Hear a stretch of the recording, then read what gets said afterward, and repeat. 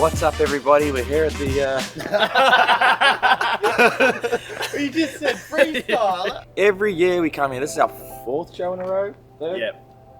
And we sort of do a vlog. So we want to do something different this year. We're going to try to do as many catamaran tours as possible. We're going for 10. We're going to try to do 10 catamaran tours. He just makes up these numbers as we go along. Well, little did we know that we would not get 10, but 18 catamaran tours done for you this week. I am not affiliated with any of these manufacturers, so everything you hear today is my own opinion rather than any sort of paid promotion. If you're joining us for the first time, we are sailing Parlay Revival and have sailed over 40,000 miles around the world on a hurricane-damaged Lagoon 450 catamaran. We have pretty extensive knowledge of sailing and rebuilding catamarans, so even we are very excited to see the latest and greatest on these brand new luxurious catamarans, and we even get to sea trial one of the most revolutionary cats on the market at the moment. All of this footage is from the Annapolis boat show in October, and it has taken us this long to muster up the courage to go through the hours of footage we took for this monster of an episode, so I really hope you enjoy it. Make sure you watch until the end, where we fly to Brisbane to see the infamous Delos 2.0 getting built, and even leave our own mark on her, which will be there forever.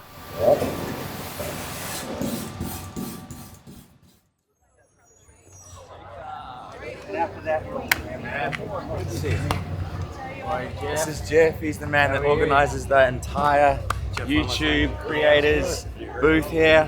Yep, Jeff is an absolute legend and is the main reason any of us YouTubers end up at the show, so that we can meet and greet some of our fans. Even my good friend Captain Glenn came this year, which is always a good time. But anyway, let's get stuck into our first and most expensive catamaran for the week, which happens to be the same brand as my own boat, just a lot bigger and better. Okay, this first boat is what they call the Lagoon 65. It is the biggest boat we'll tour this week, and is actually 67.5 feet overall. We've got the cork decking, which feels really nice. The cockpit area itself is very spacious, and the boat features a lifting tender platform, which doubles as an aft deck when the tender is launched. The galley and saloon area is enormous, with ample room for cooking and dining inside. Going down below, we have some huge cabins, as you'd expect on a boat this size. This particular layout has 5 guest cabins and a crew cabin, so a great potential for chartering, or just entertaining a lot of guests. Full dry shower. Back on the main deck, we have the bow seating area that most of the big production cats are going for these days, which we first started seeing on the Leopard catamarans, which I think is a great feature. Good? Oh, yeah, good on you. This here is the president of Lagoon, Thomas Gailey. We used to have a pretty strained relationship with Lagoon while we were going through our bulkhead issues, but I'm happy to report that we've both put all of that behind us now. This is the 65. Yeah, Lagoon 65, hull number 31. Have you got one yet? You? You get a discount? You want one? I need a better job. Okay, so we're with the owner of the boat, Robin. Do you want to show us your favorite things about this boat? Oh, I'd love to. Well, let's start with what we're standing on, right? Yeah. This fabulous cork decking. Yeah. It's a new product. It's going to insulate the boat, but it's also going to feel cool underfoot. Colin, How's it going, mate? man, you're the guy who made me buy my boat. This is kind of cool that the table will go up and down, and you can fold the table out, fold the table in. It's kind of ingenious, but you can put these 2 beds together. Oh, So really? this can be configured for a king bed or 2 twins. This closes. Up on the flybridge, you have a ridiculous amount of space. So I guess this is what a cool $4 million plus can get you in the production catamaran category. Oh, yes, ma'am. Let's go. But let's move from our most expensive to our cheapest boat this week, coming in at $680,000 US. Thank you so Great to much. meet you, yeah. Beautiful boat, Yeah, mate. thank you very much. Thanks for the tour. Lagoon are owned by the Beneteau Group, who have started another company called XS Catamarans. The original XS Cats even used modified Lagoon molds for their hulls, so there are a few similarities, but the aim is to be a lot more performance oriented. So the easiest way for a catamaran to be fast is to be light, so it feels like XS have gone with the bare minimum to keep the weight down, and that's also reflected in the price. The cabins are nice and big, but there is limited storage or closet space, again just to keep the weight and cost down for the end customer. It has all of the basics though, with a decent amount of fridge space, and she features the aft helms, which I have personally never been a fan of, but I can completely understand how they increase the living areas and enable to keep that boom height super low, optimizing a higher sail area to displacement ratio. XS have really worked hard to keep the windage down by having lower freeboard and moving the whole coach roof aft and bringing the mast forward. At 46 foot, these boats can have 4 cabins, 4 heads, and even 2 crew cabins in the forepeaks, so can still accommodate plenty of people on board. She only weighs 12.8 tons, so only needs 45 horsepower engines, although there's an option to go up to 57 if you want that extra power. Staying with French production catamarans for now, let's go to the next cat, which will be a great option for the charter industry as she is huge, yet relatively affordable for her size.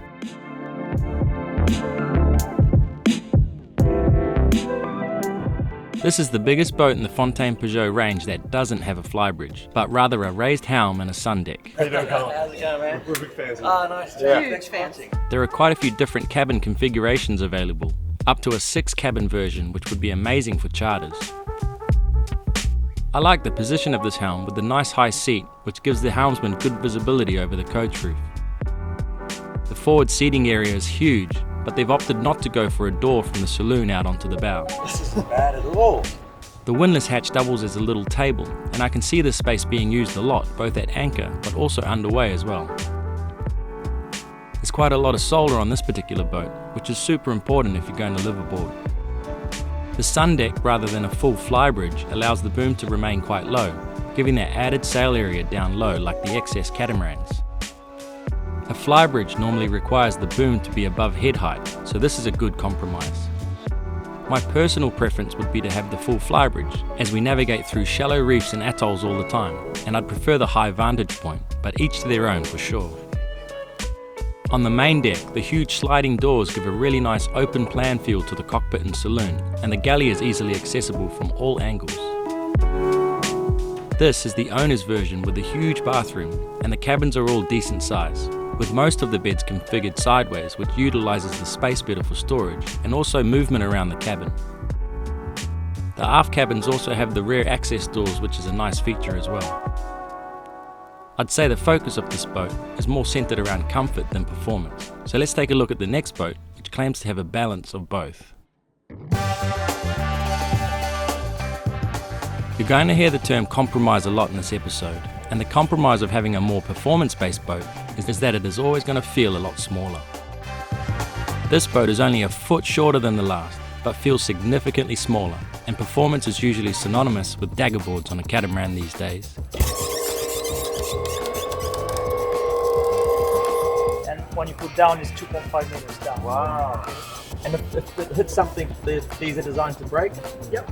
What's unusual about this boat is there are no hatches on deck, which the salesman claims makes the cabins cooler down below. I think the jury might still be out on that one, as having the top hatch open at night is the only thing that saves us on my cat in the tropics. Again, with the aim to keep the weight down and hulls narrow, the space and storage is limited, but her sailing ability is allegedly superior to the more comfortable cats. With only one front sail, you can cover 30 degrees upwind with the Genoa. Wow. And after, you can of course optimize with Code Zero, Squincher, Spinnaker. There isn't really an aft deck area on this boat, but they've gone for a longer saloon instead. Ooh, nice little nav desk in Another here. feature is about the comfort, so you can find a dishwasher, full-size fridge, and plenty of accommodation. It's pretty sweet. Do you think it would hold Jamie's weight up there though? Let's test it. Oh shit. This goes in the bleaker section. Sounds like my back. Oh, look at it bending. No, it'll hold. Fuck, let's get out of here. We can't afford to This fix is actually a smart. You've got a hatch, Lord knows he needs. you got a view and ventilation. This is your office, eh, Colin? And a curtain. Oh. A blind. Ticks all the boxes. Toilet paper, you need that. Overall, I was pretty impressed, and if you're in the market for a new boat, you have to decide what's important to you, going fast or having a lot of comfort, because it's very hard to have both. That could be why the Catana group have started another brand of catamaran, which focuses a lot more on comfort over speed. By the way, if you're wondering what I mean by the base price, this is the price that you could buy a new Bali for, but without any of the add-on options. Hi, how are you guys? If you look at this example of a quote for a Bali 5.8, you can see the base price is 1.45 million euro, but you might want to add a fully battened mainsail, that could be 5 to 10 grand. A couple of downwind sails, there's another 20 grand. If you want lithium batteries, there's 35 grand. You definitely want a life raft, maybe some air conditioning. You even need to pick things like blinds and mosquito screens. The list goes on, so by the time all is said and done, you may have spent hundreds of thousands of dollars on options to get the boat to where you want it to be. So this boat right here would cost you closer to $2 million if you wanted the hydraulic tender lift and everything as well. So I guess you have been on the Balis before, right? Yeah. This closing door is a pretty unique feature of the Balis, which would be great to sit inside the aircon on a hot day, or keep warm inside on a cold rainy day. That is so cool! As I said before, Bali have gone to great lengths to add all the creature comforts that you may have in your apartment. The foredeck on this boat though sets it apart from the rest in terms of space. Okay, this is pretty sweet. And they have chosen to completely eliminate the trampolines in exchange for this enormous seating area. This, to me, begs the question of how much of a true blue water sailor this vessel would be, but her chartering ability seems almost second to none. The theme continues up on the flybridge, which is probably about 40 foot long on its own. Walking down into the master cabin is pretty breathtaking as well.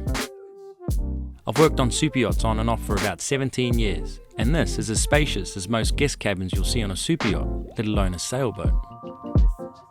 I will say though that these boat tours don't reflect anything of value in terms of construction or performance, and looking pretty doesn't mean too much from an engineering standpoint.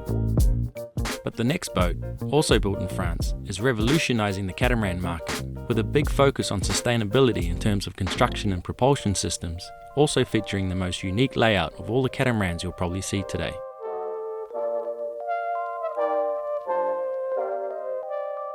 Nice to meet you. What was your name? I'm Stefan. Stefan. Nice to meet you, Colin. So the boat is built from basalt fiber instead of glass fiber. It's 19% stiffer. This boat has electric motors, which makes the engine room look so open and empty, and the generators on the other side along with the water maker. But let's ask some of the hard questions to see if this technology is actually practical or not. How many hours can you motor for? And so the generator will top up the batteries. And with that combined, on and off, you can do 1,100 miles. And so on a full charge, no solar coming in, how many hours can you motor for? Without the genset? Yeah. So you can do 4 hours at 6 knots, or you can do 8 hours at 4 knots. How much fuel does the generator burn when it's topping up the batteries? This is about 4.5 per hour. Okay.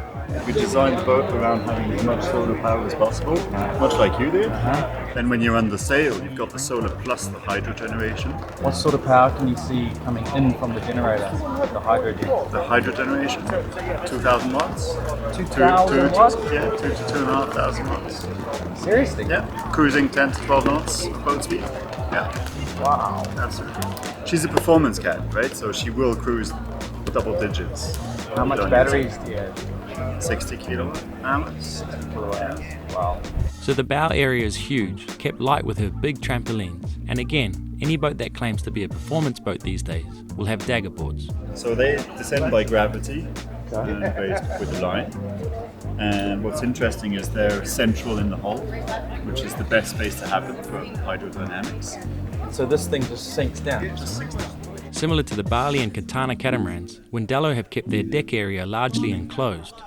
My personal preference is to have the aft deck feel more like an outdoor space than an indoor. But to be honest, I would rather be in here on a stormy day, that's for sure. But the most intriguing part about this boat for me was the helm position. Okay. It's intrigued. Explain to everyone. It's an outdoor space. It can get rain, it can get wash. If it is raining, you've got it open, you just close this. It actually gets a lot quieter. Yeah. And you can sail the boat at night, your crew can be asleep. And you keep all the noise in here. You see your full sail? Yeah. You can see your telltales. Oh. You can see the main. Oh, that's really good biz. So all of the lines and controls come back to here. The only thing that you're going to do up here is hoist a Jenica or reef. But at this point, no one goes outside around the boat. You actually reef from here, set the strap here, but you can do this on your own.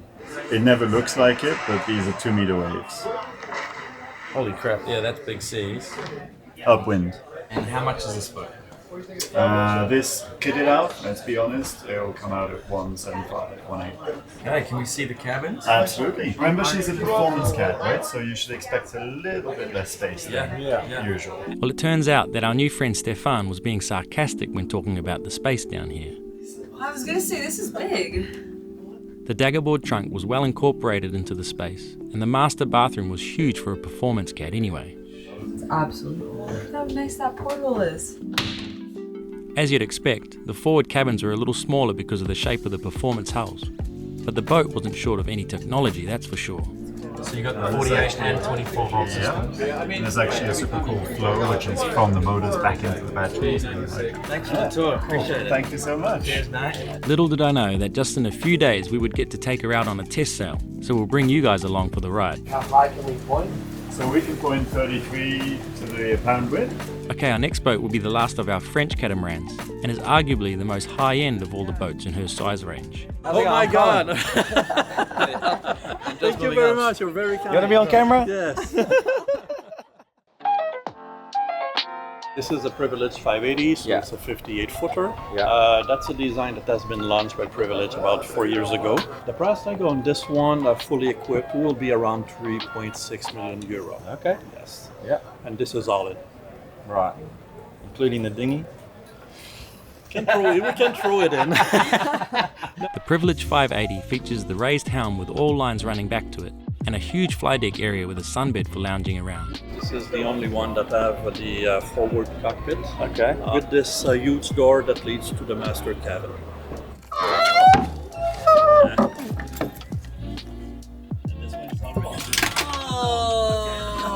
You won't have to go. I guess I'm going in. Quick, close the hatch. It's a nice big space. It actually has 2 windlasses for full redundancy, and a very decent sized forward seating area. The saloon is spacious with a nav desk up forward, but without a helm or controls there. There's plenty of room in the galley as well, with an opening window out to the cockpit. Walking down below, we have a good size aft cabin, but the forward master cabin is huge, and this version has the access to the forward seating area, which is an interesting touch. Oh. The engine rooms are big, It's a room, it's not a pit. Oh, wow. and as you'd expect on a boat this size, it's got plenty of room to work around the engines as well. All in all, this boat doesn't feel like it is missing any of the creature comforts, which you'd hope for the price tag on this 58-footer. There's 4 of them. Everything feels solid and well thought out, down to the things like optimizing storage space. It's a very impressive boat, and not a bad way to finish the day. Have a nice show. Yeah, well see done. ya. Later that evening, Captain Glenn and I hosted the International Cruisers Awards. Good evening, ladies and gentlemen. I actually happened to win Best Instagram Page. And the winner is Colin McRae from And my friend Raf proposed to his girlfriend up on stage. Let's just say it was a pretty wild night. The next morning, we invited some of our Patreons to race against Delos's Patreons on the famous Woodwind boats. So you know the competitive history between us and Delos, so you've got to win this one. How's it going? Did you have a good sleep? These boats are 2-masted staysail schooners and are a stark contrast to all of the modern catamarans we've been touring, but possibly even more impressive. These boats weigh 32 tons, but are 74 foot long, so we managed to fly along at a brisk 7 knots. One of these boats actually featured in the movie The Wedding Crashers, and they were built just north of here up in New York. The one behind that ship, right? Yep. Yeah. But let's check out our next catamarans, which were built on the other side of the world, in Vietnam of all places. So this is a fairly big boat at 48 feet, and it can come in so many customizable layouts, including 2, 3 and 4 cabin versions. This particular boat features a long owner's cabin, This is cozy. with the bed aft in the boat.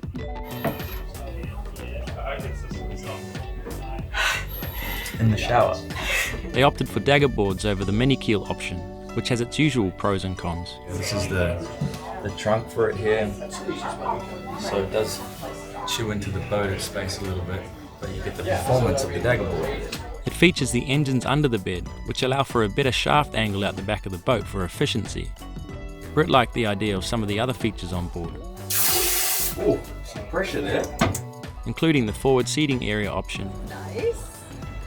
And it overall felt like a nice, simple, light catamaran that you could imagine moving along quite nicely.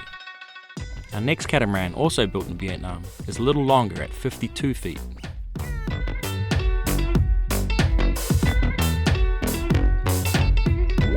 So this is the Seawind 1600, which is a vacuum-infused vinyl ester resin boat with carbon fibre reinforcements. So yeah, in Vietnam we've got 650 guys working.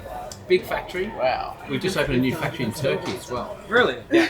Colin, I'm Lindsay. I'm the owner. Oh, and I watched your show. It's good to meet you. Nice to meet you. Yeah, this is awesome. But this boat's a little unique, I think, being 52 foot. You can completely remove the rudders. Oh shit. And that way you can go in a real shallow draft area, right? Okay, so you've got dagger boards here, which are completely concealed. This is in their full up position like this. So a lot of boats, they're coming right up. Yeah.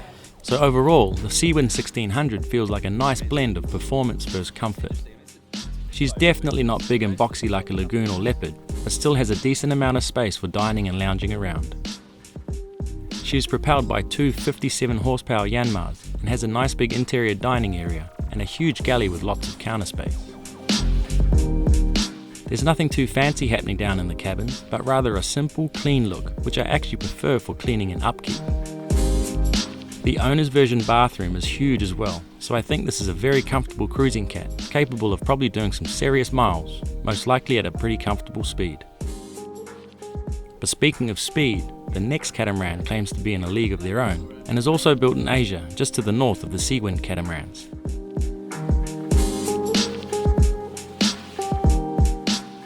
HH originally declined having any cameras on the boats, but after a little bit of parlay persistence, they allowed us to show you guys around. The HH is obviously a 44-foot catamaran that comes in an ocean cruising or sports cruising construction, with the main difference being carbon rigging and dagger boards for the sports model. This is the sports version, and they all have the folding transom, which I'm not personally convinced on, even just aesthetically, but I can see some practicalities with it. Originally, when James first had this concept, this is actually going to be a wheelchair accessible boat. So that's why you have this fold down transom. There was a way for that to kind of be incorporated. Construction on this one is primarily 70% carbon on this boat. Wheel center is just kind of like when traffic is coming through.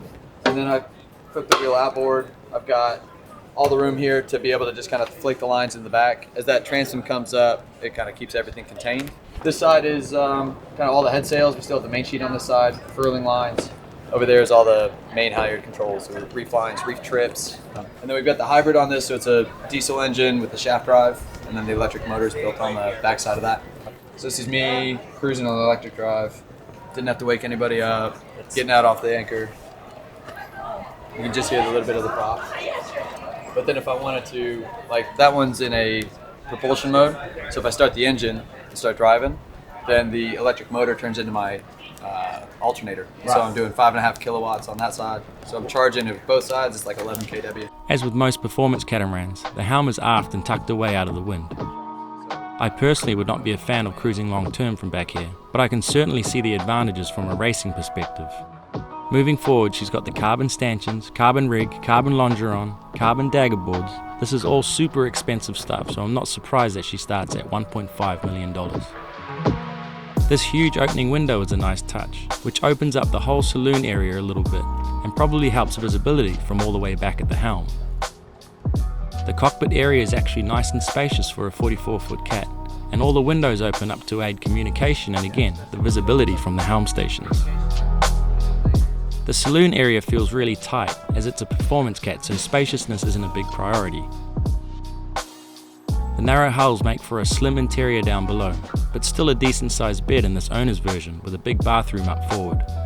Even the doors got carbon in it. The hybrid engines are actually under the bed, which I thought would be noisy, but I was actually proven otherwise. He's just running the engine right now so we can hear how loud it is. How many RPM is that?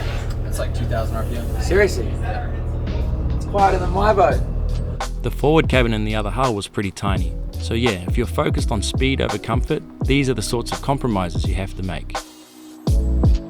My mentality as a full-time cruiser is that you spend 90% of your time at anchor, which is why I bought a floating condominium over something like this. But again, each to their own.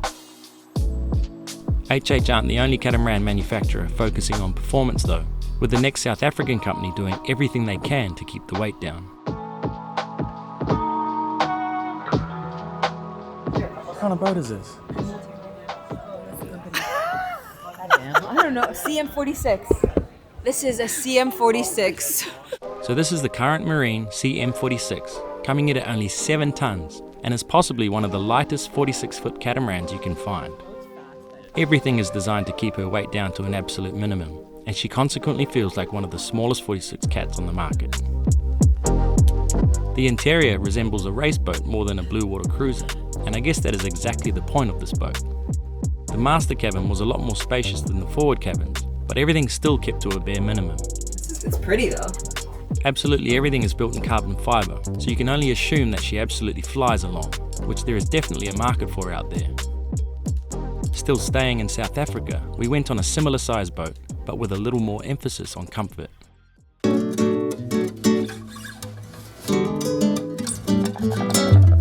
This is the Vision 444. She has a spacious cockpit with a raised helm rather than the aft helm station, which gives the helmsman a much better view of their surroundings.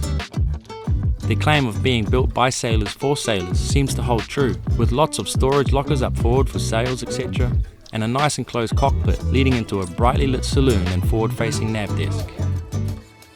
She has a huge stove and lots of fridge freezer space, and plenty of room to do maintenance on the engines. The cabins were pretty huge for a 44-foot boat, again with lots of storage consideration. All in all, a relatively affordable and comfortable option in the 44-foot range, but let's take a look at a manufacturer who takes comfort to the next level, and is possibly the most popular of all the South African catamaran builders.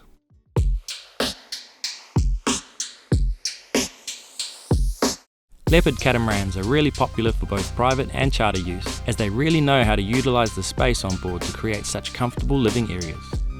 Much like the Lagoon and Fontaine Pajots, this makes them the perfect option for taking on lots of guests in comfort. This model has opted for a raised helm rather than a flybridge, but still has a sun deck for lounging around. Moving up forward, she's got the forward seating area that Leopards are famous for, connecting the foredeck to the saloon, which I personally really love.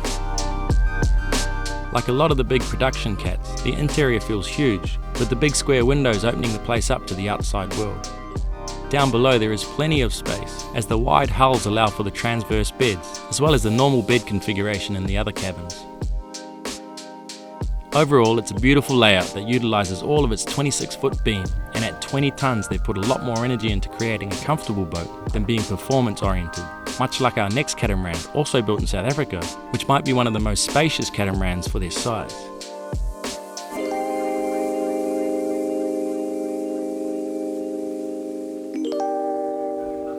Feels massive. I think I'm Colin. Hi, Colin. Nice to meet you. James, hi. So this is our majestic 530, 53 foot. So this is our older model. This is a 2019 model. Our latest one is a hybrid that we have just done. All of those sides drop down, so you can totally enclose this whole outer area. Yeah, it just makes a nice big open cockpit. To be honest with you, I'd never heard of Royal Cape catamarans myself, but in terms of space, this boat was seriously impressive. Feels great. It feels massive. You've seen a few catamarans in the 50-foot range today, but none felt like this. Put your stilts on. And you can see all the sails from up there as well. Yeah. Everything's electric winches, all runs back to the helm. With the helm position so high, I had amazing visibility out forward, but also to both sides and behind me for docking or in close quarter manoeuvring. Inside felt more like someone's house than a boat, maybe because of the beautiful varnished wood finish as well. This one is a 4, but we do them in a 4, 5, 6 cabin version. Wow. Down below, the cabins were enormous, literally taking up half the beam of the whole boat. As we walked around, only one word kept coming to our minds compared to anything else we'd seen that day. Spacious is the word. Yeah. Up on the foredeck, the theme continued. It just gets bigger and bigger. But turning around, we may have found where she lost a few points. She just wasn't as pretty on the outside as she was on the inside. She definitely looked seaworthy with the small hatches and sleek coach roof. It was just not so modern looking, but in her defense, she was built in 2019 as they mentioned. But who really cares how she looks when you've got all that space inside, I guess? Thanks. Thank you. Thank you. That was great. We've got 2 more South African catamarans to show you today. The first being named after the town in which they are built and is the same base price as the last 2 catamarans at $1.3 million.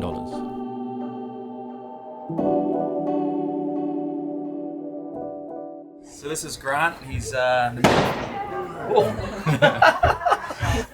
he's the manufacturer. You want to show us around? Yeah, sure. So this is what we call a Knysna 500 SE, built in South Africa.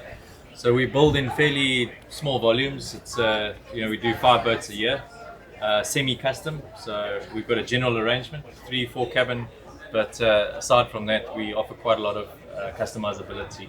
So that can shut completely. Yeah. So you've got a bimini around it, but there's also the sliding hatch, same as this one over here. That when you're at anchor, you can completely close it off and seal it up. You'll see our fit out is quite lavish in terms of the use of all the solid wood and that. So yeah, this is nice. I have to agree with Grant. The fit out is very lavish. I feel like they have gone above and beyond here with the final touches.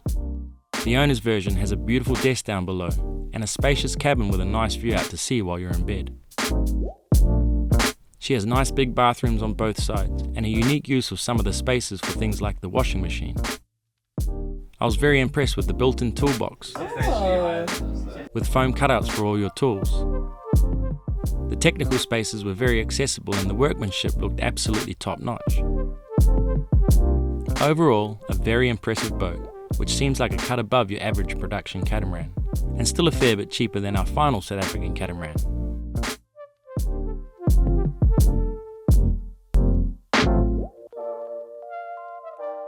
In my experience sailing this boat, some 7,000 miles now, it's super cool to sail up here. You have like full sailing experience, and then I get a little soft now, and when it gets rainy, I can just I literally just cover this up and keep sailing down below. All the controls come back to the cockpit, so you have 3 powered electric winches, 2 speeds. Foot pedals are super nice because your hands are free. Is it epoxy like Lagoon? It is, yeah. All the Nexus boats out of that yard are epoxy. This has a bit of carbon in it, so carbon cross beams, carbon dagger boards, carbon rudders. That's standard. And how much is this boat? And I think most people are leaving 2.1, something like that, but I'm not the money person, so. That is a lot of money, but I know that anything with carbon construction these days is not cheap. There's lots of room up on the foredeck with ample storage in the forepeaks. She's got a pretty standard size engine room for a catamaran with just enough room to get around the engine. She seemed like a solid boat, but how does she handle in big seas? Like we've been in big stuff and really pushed her hard. She doesn't bend, she doesn't creak, there's no sounds inside. It's just like a rock solid boat. You'd be down here most of the time, wouldn't you? Isn't that great? The saloon and galley area wasn't the biggest, but what did surprise me was the amount of space in the cabins. They were huge. The shower itself might be the biggest I've seen on a cat this size. You can also access the forepeak straight through the cabin, which is also a nice feature. The electrical system was well laid out. Man, this is tidy. So we were talking about ease of access. All pumps, filters, everything is here. And there was even a sneaky toolbox under the saloon table, which I thought was pretty handy. This actual boat is owned by one of our Patreons, so I knew the beers were going to be cold. She's a very nice boat indeed. Stay tuned because I have something different for you now, and it's not a catamaran, but definitely worth exploring as it attempts to take the multi-hull industry by storm. I'm the sales manager for the US. Okay. You heard it yourself, he's the sales manager for the US. Well, we've been doing catamaran tours all day. Okay. But I think we would love to do a Tri-maran tour. Okay, good. Here you have the owner's cabin. If you go down, you have the owner's dressing room, shower, toilet, and a storage on the front. This is different. It's very different. Down in the starboard armour up forward was a storage room, and aft was the owner's desk and closets. It's very unique, huh? Very unique, yeah. 2 double fridges, 2 freezers here. What? Then here you have two cabins, two guest cabins, and a bathroom with a wet shower.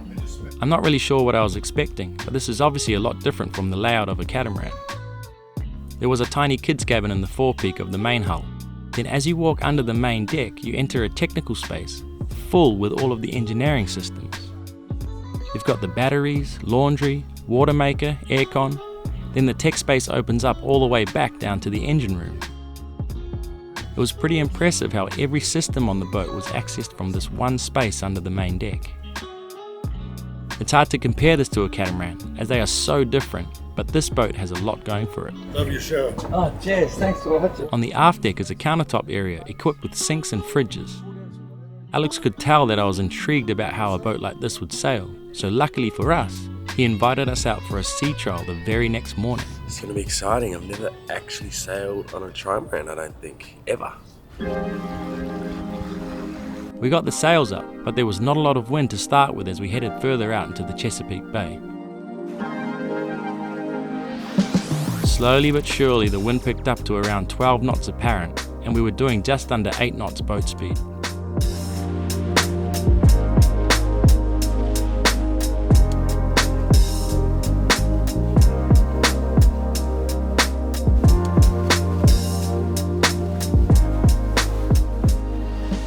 I like how all the lines come to the one spot at the raised helm, making handling the lines easy for one guy. The boat felt fairly fast, and we started to get one of the armors out of the water. She was heeled over ever so slightly, but I wondered how it would handle in rough seas. In these conditions she was a pleasure to sail, faster than my Lagoon, but not quite as fast as something like an Ultramar. It was a fun morning, and we had one more sea trial to go on, which I was looking forward to even more than the Tri-maran, the Windelo 54. We wasted no time picking up the anchor, which is all done from right inside the forward cockpit. So what have we got? Both engines running on electric right now? Yep, we're using, we're doing 6-7 kilowatts of power. So we've got 60 kilowatt hours on board. So we could do this for 10 hours, I suppose. On one charge? On one charge. I was still trying to get my head around this whole enclosed cockpit area, and I wondered how practical it would be to sail from here. With Jamie on the main halyard, we hosted the main, and both of us had a surprisingly good view of what was going on above us. We then started to pull out the headsail, and again, with really good visibility of everything from down in our little shelter.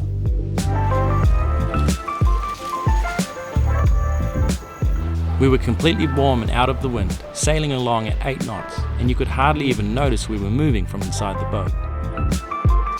I've sailed on one other catamaran with a forward cockpit, also in calm conditions, and my concern is what it would be like to be exposed up there with no protection in heavy seas and rain. But this enclosed cockpit seems to have solved that problem. There was genuinely no need to go outside, which is a strange concept when talking about sailing. We were doing 9 knots boat speed on a close reach and 12.5 knots of wind. Then we put both daggerboards down and sailed close-hauled, doing 7 knots tacking back and forth up towards the anchorage, because we were also producing power from the spinning props charging the batteries. How high can we point? So we can point 33 to the pound wind. Someone who's going to become very familiar with a forward cockpit is Brian from SV Delos. Guess you gotta get used to the forward cockpit. Yeah, I'm digging it. It's pretty cool. It works real well. Who is building his own aluminium catamaran in Australia, which coincidentally is our 18th and final catamaran tour this week. So we are in Brisbane and thought we'd stop in and say what's up to Dan. G'day. Dan is the owner of Stradbroke Yachts here in Brisbane, and he's building the Delos 2.0 boat right now. When's she going to be ready? On time, on schedule. So this is one of your boats. This is the SY52. Yep. How long does it take to make the hull? 7 to 8 months, depending on design. Full boat, say 18 to 22 months, depending on inclusions. Turnkey, ready to go. Dan then took me over to have a look inside Delos 2.0. The amount of work involved in building something like this is mind-blowing. Dan and the Stradbroke team go the extra mile to make sure all of the welds are marked and stitched with exactly the same stitch pattern to create a boat that can literally go anywhere in the world. So a boat like this could technically go to Antarctica, right? Yeah. You can beach this boat? Definitely, it's beached at the moment. Aluminium, or aluminum for you North Americans, is a whole lot stronger than fiberglass, and if impacted with something solid in the water, there's a good chance that the hull will dent and deform rather than break and sink. So on Parlay, we had major bulkhead issues. Do you foresee having issues like that on this boat? I don't think so. We might have to try and convert you.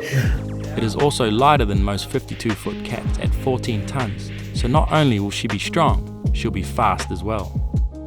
As you've seen throughout this episode, there are compromises on every type of catamaran out there, but I can't help but feel that the pros really do outweigh the cons when talking about an aluminium hull. What do you guys think?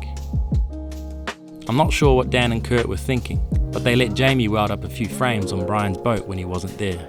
You're brave letting them weld this. Well, I'm not sailing it.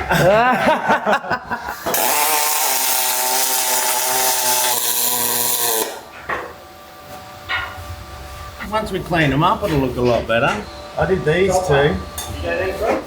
That's alright. You just welded a part of Delos to claim to fame. Thanks for watching, guys. That's 18 catamaran tours all done and dusted. There was a lot of work making this episode, so let us know if you found it interesting or not. Hit subscribe if you're new here, and we'll see you next Sunday. You reckon, Bob? Oh, you'll be on the next one. One more. Look how good he looks through the camera. 6 years. Still doesn't know which way up it goes.